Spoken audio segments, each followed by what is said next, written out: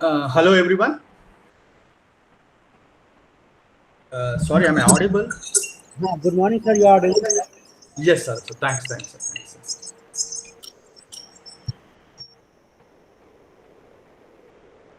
Good. So let's start today's class. Is it recording? Yes.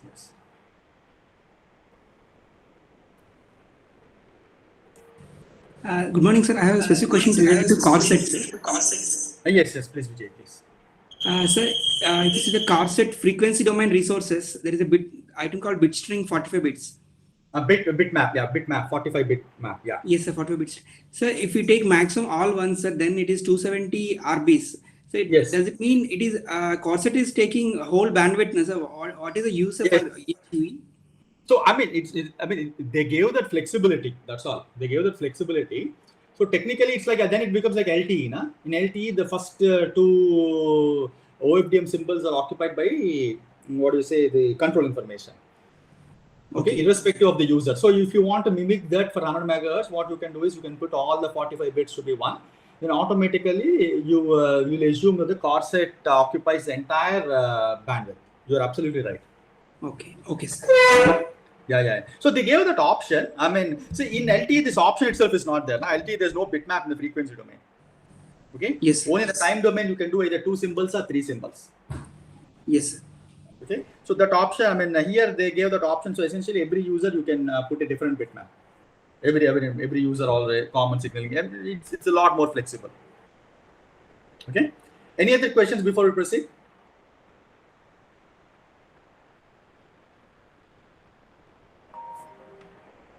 Any other questions before we proceed? Okay.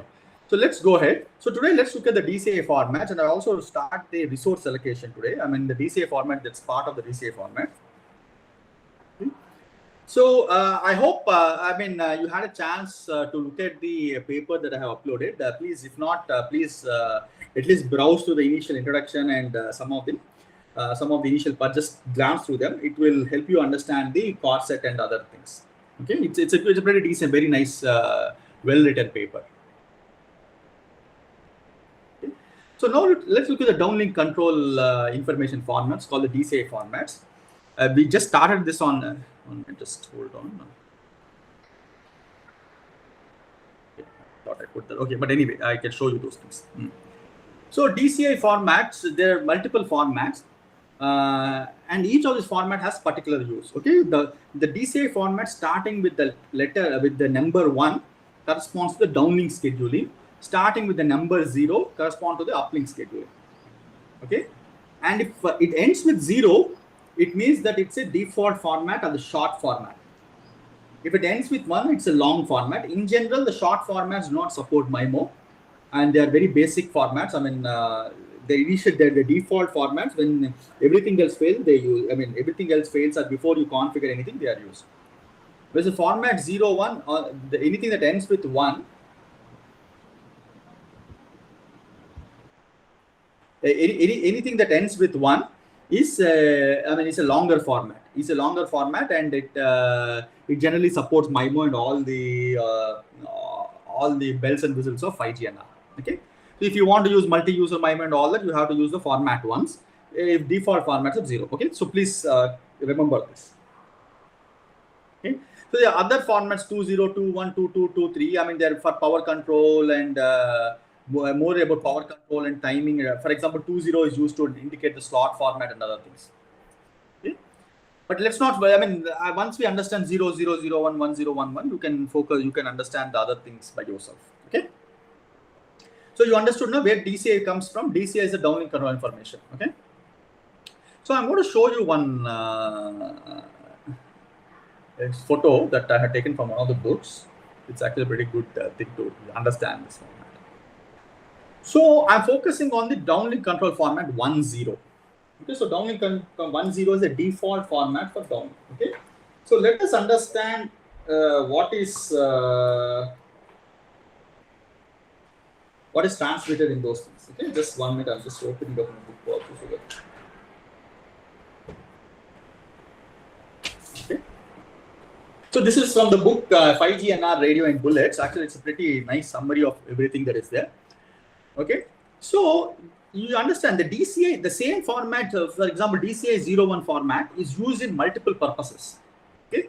So for example, when we did the patch, after the patch was successful, I mean, after the patch was, I mean, in the third step or so, what has the base station has to, the base station has to transmit some information to the user. Okay. That's called the random access. So when that is happening, the CRC is scrambled using RA-RNTI, and subset of these things are used in the by the base station to indicate some information. Okay. On the other hand, if it's CRNTI, okay, if it is CRNTI, for example, then a lot of other things are used. Okay. Similarly, this TCRNTI, this PRNTI, SIRNTI, and other things. Okay, so it depends on what is the purpose for which you are using this format 10. Okay, so depending upon the format, depending upon the purpose for which you use this format 10, the content of the DCI format 10 changes. Okay, so it has a lot of fields. You may not use all the fields always. That's what I'm trying to say. Okay, the first thing is the DCI format identifier, which is 1. In this case, I mean, it's 0 if it is on the uplink, and if it's 1 on the downlink. Okay, so that's a standard bit. Okay. Okay. So the next important thing is the frequency domain resource assignment. Okay. So what is the frequency domain resource element assignment mean is, I will get into this in depth when we are doing the resource assignments. But for now, what you should think about is it's a bitmap. Okay, you see logarithm 2 of some number of resource blocks per downlink into number of resource block, something by divide by 2. Okay. So what this means is effectively you are trying to convey which resource blocks as a bitmap, which resource blocks are allocated to that particular user. Okay. This is called the frequency domain resource assignment. We'll get into the depth in that. Okay, and we'll understand at that point why this is log 2 of this and other things. We'll understand at that point. But it's a bitmap. Okay. So the next thing is a time domain resource assignment. Time domain resource assignment is an index to a table. I will show you the table when we do the resource assignment in a short while. Okay. It's a what do you say? It's a I mean, it's 16 bit. I mean, there are 16 values. You choose one of the values out of the table. Okay. So the table has, I mean, different choices of number of starting point of this starting time domain allocation and the number of symbols in that particular slot that we're allocating. All those multiple options are there, including the flame chloride, DMRs, and other things. So it picks out one of those things. Okay. So VRB to PRB mapping, either it can be 2 options. One is called the interleaved, one is called the non-interleaved option. So depending upon which option you choose, you put one bit there. Okay. Again, there's an MCS. We'll again come back to this MCS. So MCS means essentially modulation coding scheme. Okay. So if you, I mean, we will look at this when we do the resource assignment, and when I do in the next few classes, we look at this. So MCS is again an index to a table. Okay, index to multiple tables actually. Okay. So what this says is, so effectively this is an index to a table which has what is the modulation you use, for example, 64 QAM, 16 QAM, 4 QAM, or so on, and what is the code rate that you are using. Okay. So the combination of this is called the modulation encoding scheme. So what does the base station specify? The base station specifies in a standardized table, more or less in a standardized table, what is the index you are using. Okay. So that the base station, so that the UV can understand what modulation coding are being sent. Okay. Then there is TB scaling. I'm not very sure of what is TB scaling. TB scaling, if I'm not mistaken, just let me check this. What is TB scaling? Okay, let's not worry about TB scaling. It has to do something with how the transport block size is calculated, very some particular exceptions. Okay, but the next thing is interesting, the new data indicator. So the new data indicator indicates whether whatever you're transmitting, whatever this schedule is happening, is for the new transport block, or the old transport block is being retransmitted. Okay, so that with a combination of redundancy version RV will tell you what is the heart. Is it an old heart or is it a new one, new data that's transmitted? Any question?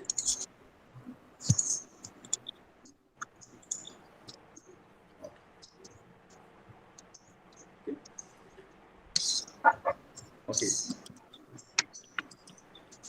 So there are for example, when you do with some PDCCH, SIV1 and other things, what happens is you have the random access preamble index. You remember this RACH index, okay, and the SSB index, PRACH index. So this is for the core set 0.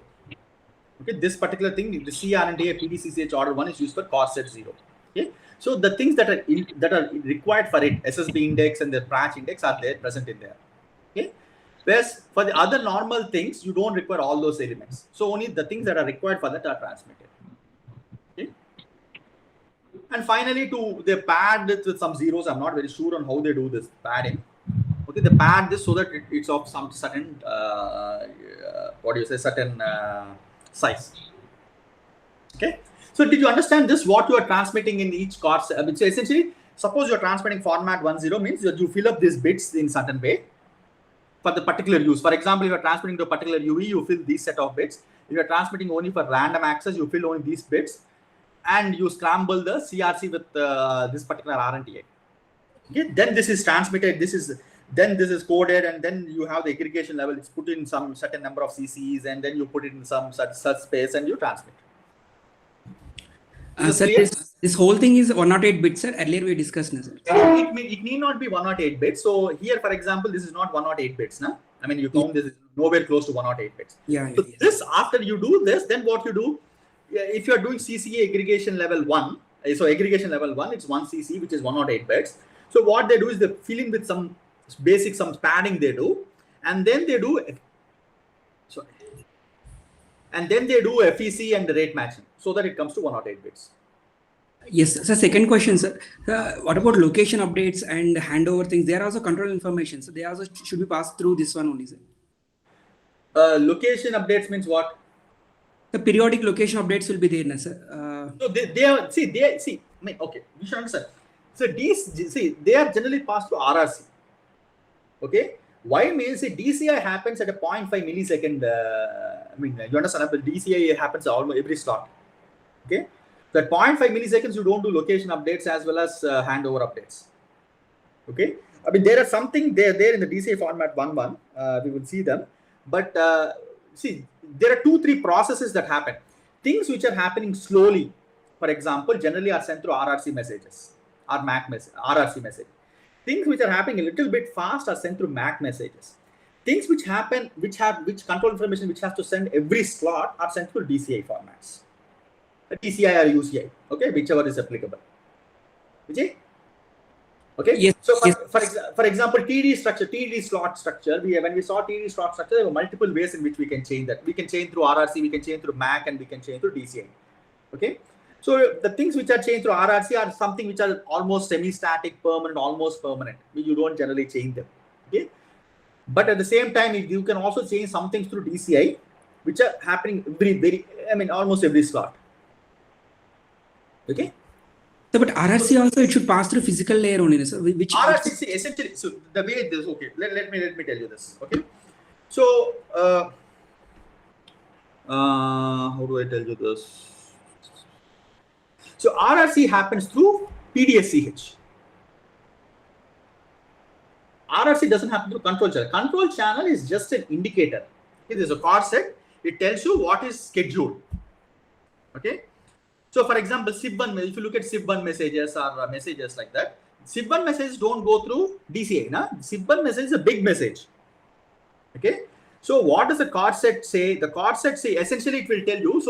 So let's look at RA-RNTI. Okay. So after RA-RNTI, you will get CRNTI. Okay. CRNTI first. No, not CRNTI. TCRNTI. Okay. So TCRNTI is used for SIV1 messages. Okay. So what happens? This tells you the location of the SIV1 messages because of the time domain resource alignment and the frequency domain resource alignment. You know the location. Okay. In that location, the actual data will be there. That is, while it is control, it's not PDCCH. It is PDSCH. Is that clear? Yes. Okay. Okay. Let's just let me just draw one small diagram. Sir, one more connected question, sir. Just before this, SMS also pass through RRC only, sir, because in 2G also it is a control Yes, through control channel. SMS. Vijay, I'm not very sure of that much high level things. I can find out. I mean, I think earlier they were passing it through control information. I don't know where it is passing. Let me find out. I'm not very sure of SMS. That's actually a good question. I have to figure out that. They say they use control channels, but I'm not. I don't think they use DCI for that. I think they use RRC or something and send it, but I'm not very sure. I have to let.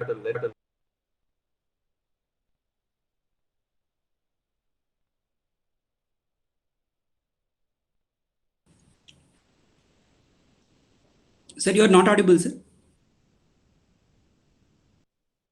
Hello, sorry, I don't know why it got muted. Am I audible now?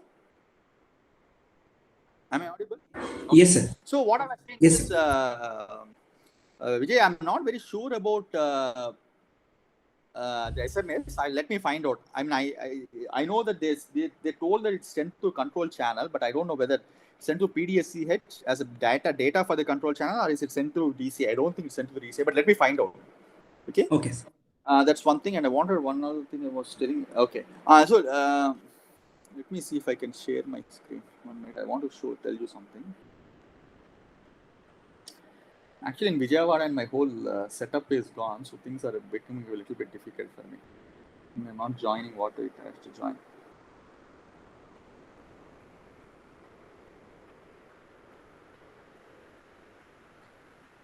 Okay.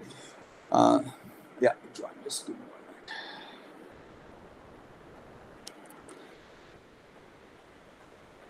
Okay, so you see the DCI format 10 does not have anything about MIMO. It does not talk anything about MIMO. It just okay.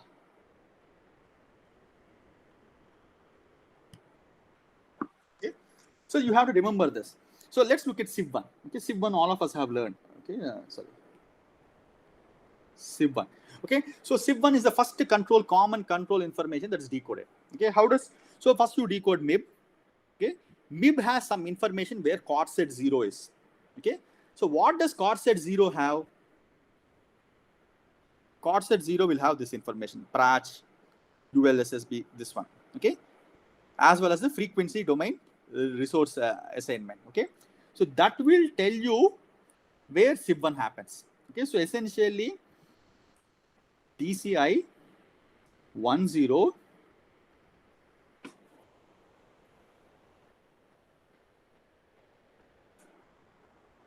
indicates location of SIV1 along with some properties. Okay, so this is PDCCH.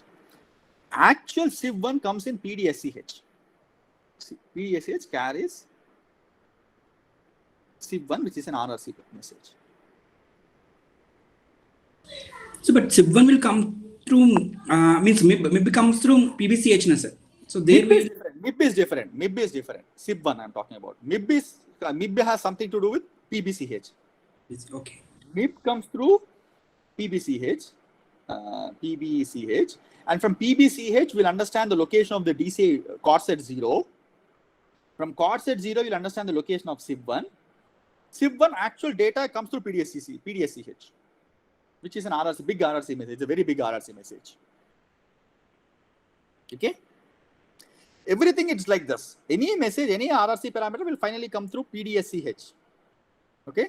But the location where that RRC parameter says that what is the modulation it's used, what is all those things come from, you have to decode you have to understand where it is allocated through PDCCH. So one of the DCI formats. Is this clear? Yes, sir. Okay. So now let's look at DCI format 1.1.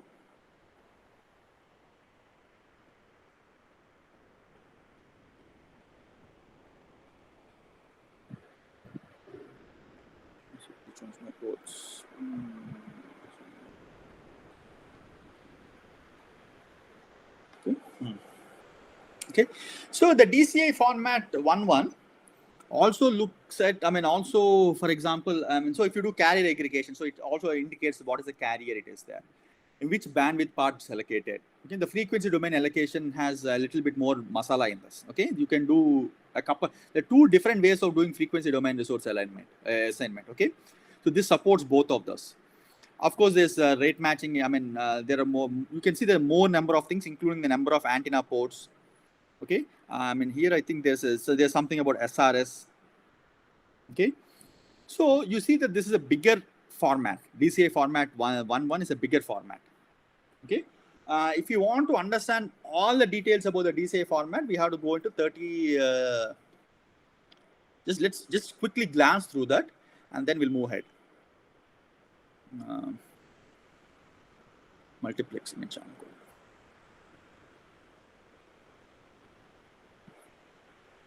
Format 1.0, format 1.1. Okay.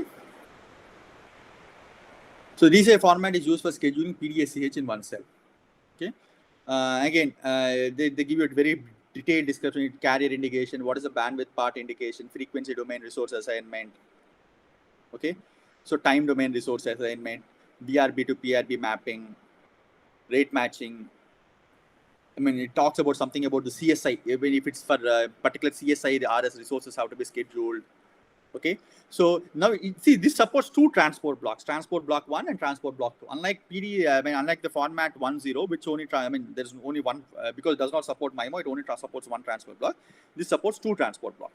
So for each of the transport block, it has MCS, it has resource, new data indicator, redundancy version, other things. Okay. The HARC process. So this downlink assignment index is something to do with acknowledgement and something to do with acknowledgement code books. Okay. So the number of antenna ports also it has a bunch of things which are not there in in DCI format 1.0. Okay, that's all I want you to understand. Okay, so if you're interested, you can go and look at what are exactly all the things that are supported here. Okay, there's we'll look at a few things in detail when we do the resource allocation, but more or less we have seen these antenna ports already when we did the MIMO. Remember when we did the CSIRS, have told you about these antenna ports. We have told you that these antenna ports are configured in DCI format 1.1. Okay. Code block group transfer. This code block CBG transfer. Number of code blocks per good transport block and other things are all these are specified. A lot of things are specified in this particular DCI format 1.1. Is this fine? I'm not going to go into the individual things and look at it. It just becomes too boring. So those of you interested can go and look at this. But all you have to remember is the 2-3 points that you have to remember. DCI format 1.0 is for initial, default thing. It has nothing about MIMO. DCI format 1.1 is a much more detailed control format by which you can configure MIMO, you can configure SRS, CSIRS, all those things you can configure. Okay. Fine. So that's all I want you to remember. It supports MIMO. Any questions?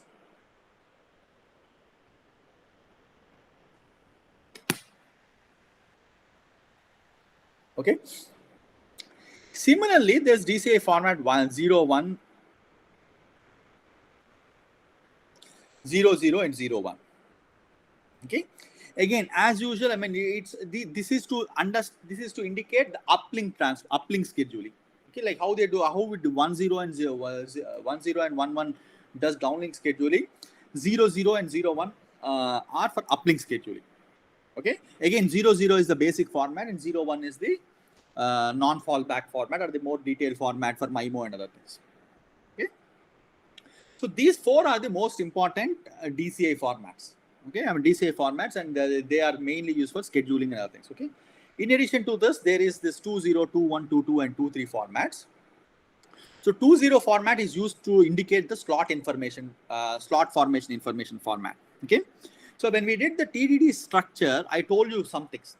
So there are multiple time scales in which you can change TDD. You can of course configure TDD structure, uplink, downlink structure permanently and not touch it. Okay.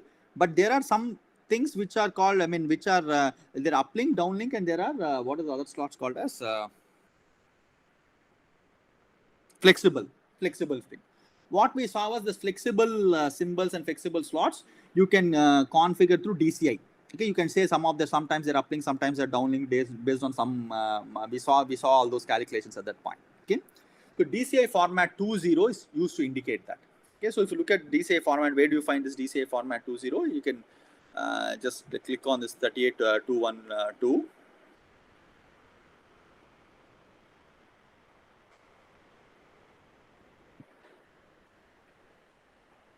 DCI format 20. Okay. Okay, it just tells you what is the slot format indicator. Okay.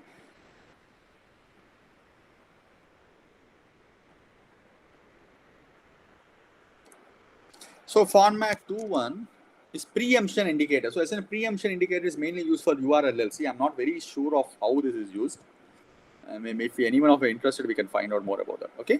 So 22 is used for uplink power control.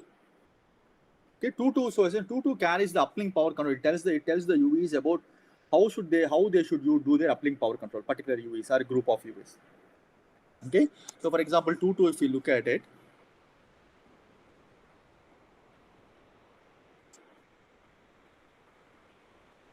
TPC is power control. Okay, so it has some parameters which are interpreted by the base. What do you say by the UV to understand how to do their uplink power control. Okay, so when we do the power control, we'll come back to this format 22 and we'll understand what these TPC commands are. Okay. Similarly, for SRS, there's a specific other power control which is indicated by format 23. Because SRS is used for channel sounding, so you have to do a very specific power control, specifically when you want to do multi-user mining. Okay, so SRS power control indicated by format 23. Okay, so these are all the formats that we have to do. We have for downlink.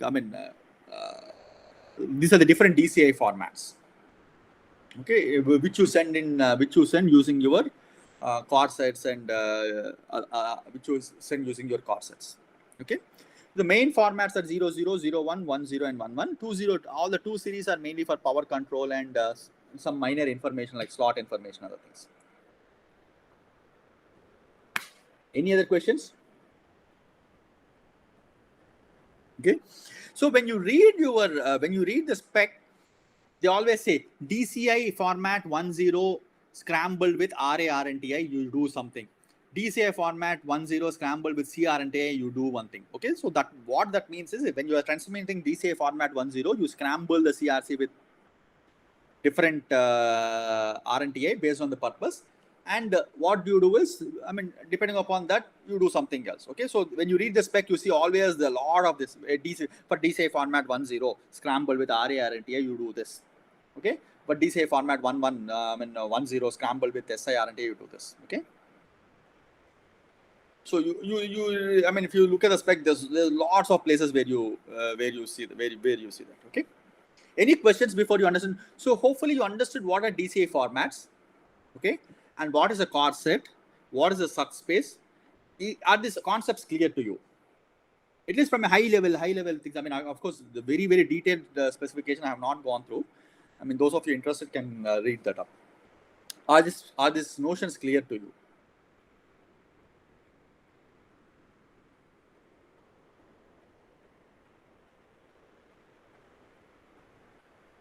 Hello? Am I audible? Hello? Yes, sir. You are audible, sir. Yeah. Okay.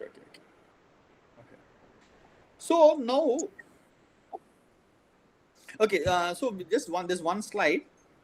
So there's one slide on RNTIs. What are the different RNTIs that are there? And what this? I will just leave it for 1 minute. You can see this, and on the top table is what the RNTIs are meant for, and the down table is where we specify the range of the RNTIs in hexadecimal. Okay, just have a look at it.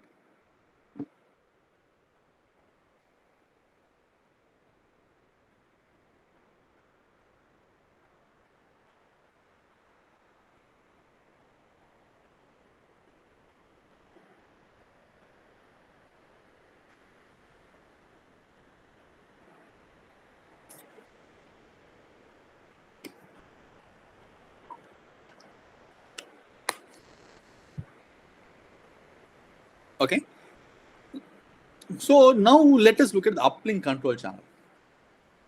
Okay, we'll not spend too much time on the uplink control channel. See, the downlink control channel is very, very important because downlink, it's finally the base station which configures everything and which tells the UVs what to do and what not to do. Okay, so what do we use uplink control channel information for first? Let's discuss that. Okay, then we'll understand why. It's a different kind of control channel. Okay, it's very different from what happens in the downlink part. Okay, so what do we use this uplink control channel mainly for? One is acknowledgements, hybrid ARQ acknowledgements, essentially whether the UV got it or did not get it. Okay, and some of this, sometimes you have to also use this uplink control channel to indicate what is the, for example, it's an FDD system. Sorry, and you have used the CSIRS to you have base station has transmitted CSIRS. And the UV has estimated the CSIRS and found its precoder. It has to indicate to the base station that, hello, base station, this is the precoder that I want to use in the that I want you to use in the downlink. Okay.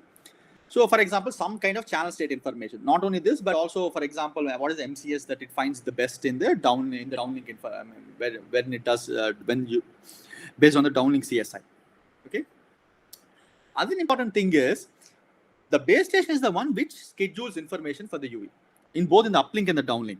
Okay, in the downlink, the base station will have no issue because the base station knows that some information is coming for the UV, so it will schedule that UV. But what about uplink? Uplink, the base station won't know whether the UV requires uplink slots or not. Whether the UV requires uplink scheduling or not. Okay, so the uplink has to explicitly tell the base station. The UV has to explicitly tell the base station that it requires some kind of resources to transmit in the uplink. Otherwise, the base station will not know this. Okay, this is called a scheduling request. It's called an SR. Short form is SR. Okay. Is this clear? So this is a little bit different from the downlink. Downlink, there's no scheduling request. Okay, it's a scheduling order. Whereas in the uplink, it has to, the UV has to request the base station saying that, hi, I have data to transmit in the uplink. Please allocate me some resources. Then the base station, what will it do? It will understand this, that this UV has some, UV requires some resources. So it will send a DCI format 0001 in the next, whenever it's sending downlink information. Based on that, the UV will be able to transmit uplink information. This is clear? Yes, sir. Yes. Okay. Okay. So at this point, I want to highlight one small information, one small thing. So why, specifically, this is particularly applicable in TD structures. Okay. So in TD, what we have, we have the downlink and the uplink slots. Okay. So the one of the most popular thing in the industry is DED SU. Okay, S is a transition slot. In this, part of them are downlink and part of them are uplink, and the small part is transition. Okay. So effectively, what you have is 3.5 slots of downlink, and effectively 1.5 slots of uplink. Okay, there's a small transition time which we can forget for now for our discussion. Okay, this is followed again by downlink and again uplink. Okay.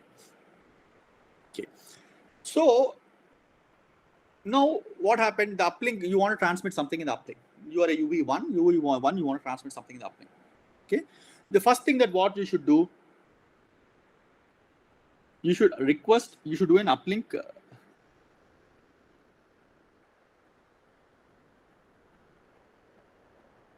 scheduling request. Okay, so you do an uplink schedule request. Okay, you're already recognized by the base station. Okay, you have done your RAS and all that, so you have some minor resources that are allocated to you, so you can do an uplink scheduling request. Okay, so you do a scheduling request somewhere here. Okay, then what happens? Then the base station will process this information. The base station will process this information. Once it receives, it will understand that you require some resources. Then in the downlink in one of the chord sets, it will tell one of the chord sets which in one of the slots, DDD slot, what it can do. It may tell you that it will give you an uplink grant. Okay, using format 01 or 00, depending upon whatever it is. Okay. So only then, after that, the best case scenario is that the UV will be scheduled here. Okay. So how many slots you have to wait? You have to wait all the downlink slots. You have to wait all the uplink slots before you can get the best case scenario. Before you can get a uplink resources allocated to you. Okay. So in this case, how many it will be? It will be 1, 2, 3, 5 slots at least you have to wait. Okay. Suppose you choose 12 downlink and 8 uplink. Okay, I'm not putting the transition slot. 8 uplink. Then you have to wait 20 slots before you will grant. Yes, no? You understood why? You understand this? Yes, sir. Yes, sir. Okay. So the TD structure plays a very, very critical role in determining the latency in the uplink also. Okay. One thing is, of course, I mean, just because you have uplink slots, UVs cannot just go on transmitting in that slot. No? I mean, you have to first request, then the downlink will allocate something to you, and then it will allocate to you for some time. Okay. And the next, whenever it's up to the mercy of the base station. If the base station does not allocate anything here, again you have to wait another 5 more slots. Okay. So the slot structure and other things also play a critical role, and all this adds up to your latency. So specifically, URLLC is a very, very, very tricky thing. URLLC, you say that you want everything to happen in 1 millisecond. 1 millisecond is 30 kilohertz is 2 slots. Okay. So implementation of URLLC is a pretty difficult thing. People, I just want to convey that message to you. Okay. Now let's come back to this. Okay. So in the downlink, control channel has to take a lot of information. We saw, depending on the DCI format, so much information has to be transmitted. What is the uplink? Frequency allocation, time allocation, all sorts of muscle, MCS and other things. Okay. So uplink control channel does not carry so much information. There are only few possibilities that few combinations that it does. Either it will do HARC, ACK or NAC. It can do HARC, ACK, NAC plus SR means scheduling request. It will ask for a schedule request. Okay. Either only CSI or a combination of CSI hack NAC and CSI hack NAC with SR. Okay. So this is the only information that the UV transmits in the uplink. Okay. So we're going to see that the formats, these are called PUCH formats, PUCCH formats. Okay. Sorry. So there are two formats. One is called the PUCH short formats and the PUCH long formats. Okay. So PUCH short formats are format 0 and format 2. Long formats are format 1, format 3 and 4. Okay. So we will see that there's a peculiarity in how these formats are defined. It's not like how they nicely define DCI, which fits into the OFDM structure. Format 0, for example, they use Xerox sequences. Format 2, they use again OFDM. Format 1, format 3, format 4 is a different set of, they modulate things in a different way. Okay. So format 0 is mainly used for hybrid ARQ and SR request. Okay. Format 2 can do everything, but it's a short format in the sense that it does not have too much redundancy. Format 2 and format 3, 4 on the other hands, you can transmit this over multiple OFDM symbols and over multiple slots also. Okay, it's called a long formats. Okay, they are mainly used for if your SNR and the uplink SNR is very low and you want to transmit information, then you may want to put a lot of redundancy. So you can use format 1 and format 134. Okay. Format 2, on the other hand, carries all the required information. I mean, that can be carried by PUCCH, but the thing is, it only spans 2 OFDM symbols, and it does not carry too much redundancy. Let me put it that way. Okay, so if you down table, if you look at this tells you this. Okay. Okay. Format 0 can carry less than or equal to 2 bits, only 2 bits of information. Okay. Format 1 can carry. Format 1 is also less than 2 information, but it can be transmitted from 4 to 14 symbols, OFDM symbols. I mean, not entire symbol, but some parts of the symbol, it can be extended. Okay, that's why it's called a long format. See, format 2 also is restricted to only 2 OFDM symbols. It can carry more than 2 bits of information. Format 3 and 4 can carry greater than 2 bits of information, but they have longer duration. Yeah. So one thing you should remember is uplink, you are always SNR limited. Okay, so you might want to transmit for a longer time so that to achieve more SNR. Any questions on this before we proceed?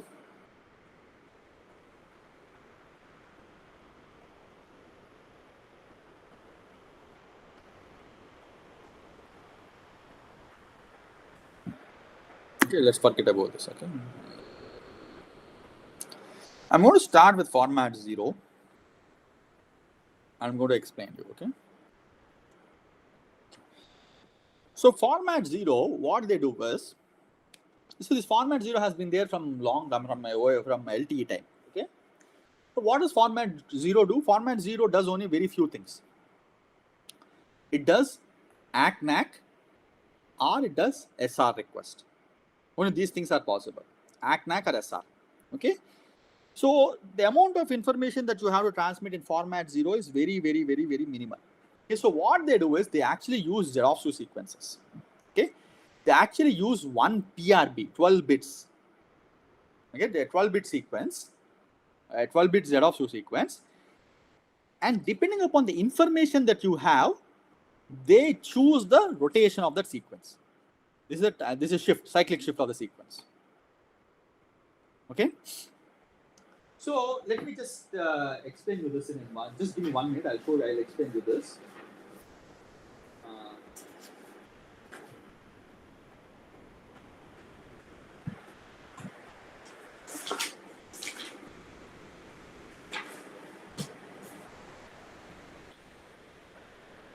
Let me open up my iPad.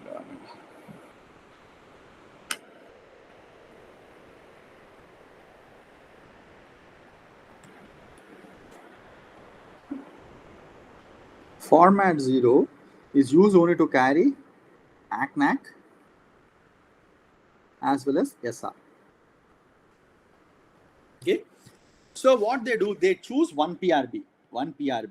I mean, essentially, it can be done over 1 or 2 OFDM symbols. Okay. But let's just focus on one OFDM symbol. I'll tell you what they do in the other OFDM symbol. 1 PRB means 12 RE. Okay. In this 12 RE, what they transmit is, they transmit a ZC sequence. We already saw ZC sequences now. They transmit ZC sequence. Okay. So what is the ZC? So what do they do? How do they encode the information? Is they encode the information in cyclic shifts. Okay. Okay. So what do they mean by that? Let me take the simple example. Okay. It's a 12-length sequence. Okay. So suppose I want to indicate an ACK or an NAC. Okay. So ACK means I will do. So NAC means, I mean, not acknowledgement means as acknowledgement, I have not received your data. I will do a 0 cyclic shift. Okay. ACK means I will do a 6 cyclic shift. Okay. So what this means is,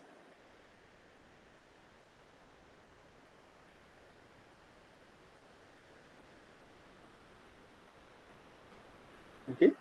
So if I look at the cyclic shifts, this is NAC and this is ACK. Okay, so I send a Xerox sequence of length 12. I receive it. How will you find out what sequence, what is the information that's carried in it? You can correlate with you can do a cross correlation with the actual sequence. You know, already know the base station already knows what is the sequence that it's sending. It doesn't know what is the shift it's sending. So when you correlate it with the Xerox sequence with the actual base sequence, what will happen? If it's NAC, it will obtain a the correlation peak will come at 0. Okay, if it's a NAC. If it's an ACK, where will the correlation peak come? It will come at 6. Okay, because we know that the cyclic shifts are orthogonal. Yes, since the cyclic shifts are orthogonal, by looking at the correlation, we can tell exactly where the ACK, whether you have transmitted an ACK information or a NAC information. Does it make sense?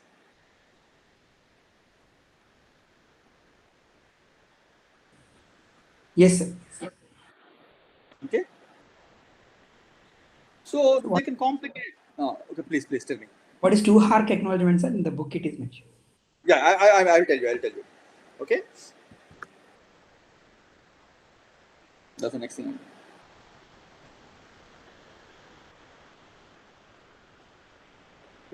So what it turns out is, sometimes you don't want to acknowledge arc. Again, when we, you don't acknowledge. You don't send acknowledgement for every arc. You may wait for some time and then transmit. What do you say?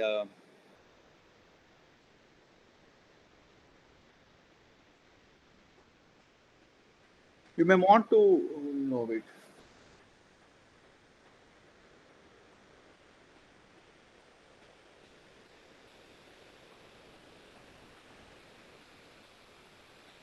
The 2 arc acknowledgement is for 2 users, I think so. Okay, let me just, Vijay, I will tell you this. I'm not very sure whether it's the ACK for 2 users or it's for single user. Okay. Yes. Okay, I think it's for 2 users if I'm not mistaken. It says the scenario is applicable when 2 downlink packets require acknowledgements. Yeah, 2 downlink packets. Whether the 2 downlink packets are for the same user or for different user. Let me.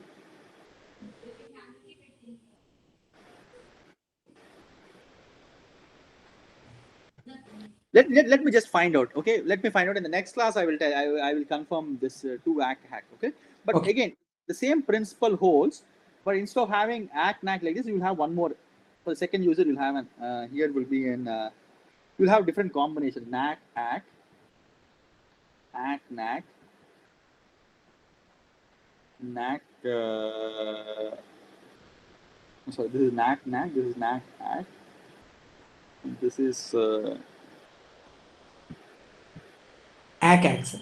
This is ACK ACK.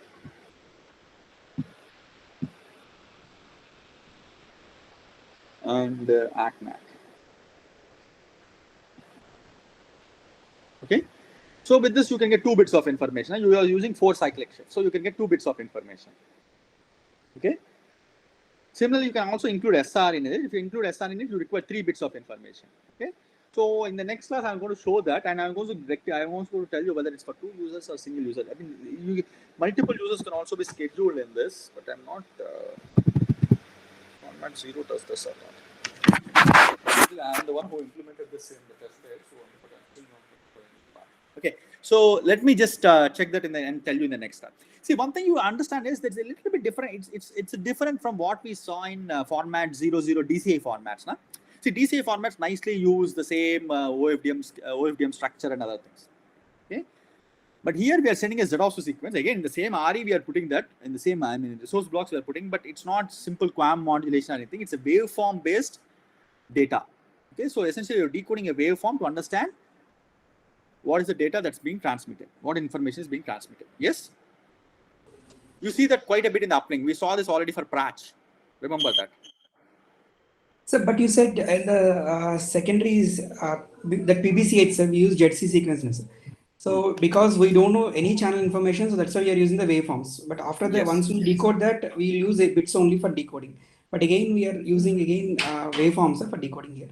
Yeah. See, the thing is, I mean, for example, this is the so when we get so this format 0 is used in Pratch to send see base station sends information. Base station after second message sends information. Okay. At that time, you have to send an acknowledgement or I mean, you have to send NAC or ACK for that. So they use this format 0 for that. Okay. At the branch level also you use format 0 and the uplink for the uplink ACK and NAC. Okay.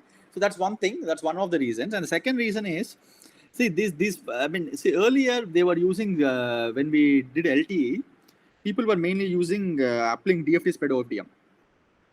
Okay. So at that point, what happened was these were very popular because these give you low PAPR, very low PAPR, and this, because of some legacy issues also, people use this. I mean, it's kind of also, I mean, you don't have to transmit too much OFDM, you don't have to code and all. I mean, there's no coding or anything involved in this particular thing, right? Just you send a waveform, you decode. It's also easy in that way. Okay, but if you look at format 2 that I'm going to talk about next, it's again proper QPSK with coding and other things that are put in there. Okay, so it's a combination of legacy versus ease of use. I mean, if you want to transmit one bit of information, you don't want to map it to QPSK, then put a rate matcher, put a polar decoder, polar encoder for that, and transmit it. You just transmit through waveform. You get a similar gain, one bit of information. Okay, so that's the reason. I mean, a combination of legacy and ease of use. Of course, this also has a low PAPR and all those things, but that's not a very critical thing. Is that fine, Vijay? Yes. Okay. So in the next class, we'll continue with the UCA formats. I mean, I'm going to do only format 0 and format 2. Format 3, format 0 and format 2. Format 1, 3, 4, you can read it if you're interested. Okay. By the way, in the test bed, we are implementing only format 0 and format 2. That's the other reason why I'm just focusing on format 0 and format 2. The main reason it's easy. Format 1, 2, 3. I mean, again, it's a waveform based. I mean, it has, you do scrambling. I mean, you do frequency hopping. You do all sorts of masala in that. Okay. Anyway, I mean, just format 0 and 2 are sufficient to implement anything in 5G. Right? Okay. The long formats are part of again legacy things, and but they give you a lot more coverage. That you have to appreciate that. Okay. In the other formats, lot more coverage. Okay. I'm going to stop now. Again, next class we'll again meet on Friday or Saturday. I'll indicate to you. I mean, this 1 week I'm a little bit. I'm at Vijayawada, so I'm. What do you say? My schedules are a little bit bad. Okay, so I will again indicate whether we're meeting on Friday or Saturday. Okay, with just 1 hour, we'll meet again 9 to 10, whatever it is. Okay, so thanks everyone. Thank you.